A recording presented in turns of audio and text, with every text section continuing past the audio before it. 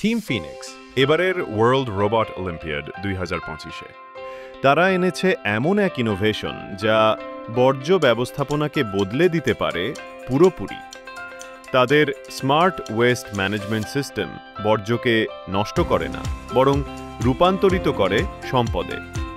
এই সিস্টেমে ব্যবহৃত হয়েছে এক বিশেষ রাসায়নিক প্রক্রিয়া, পাইরোলিসিস, যেখানে প্লাস্টিক ওয়েস্ট থেকে তৈরি হয় crude oil. This project is especially a car hooked up with a trailer. Our main work of this trailer is that we will take in trash from this arm, put it in a pyrolysis chamber. That chamber will run a chemical reaction known as pyrolysis, which will produce high hydrogen gases. That gases will be transferred through this glass tube to this pot. This pot will actually cool it down and turn it into crude oil. That crude oil will later be used for electricity and running engines. That will actually help us to make use that electricity in charging phones or electric vehicles on the road.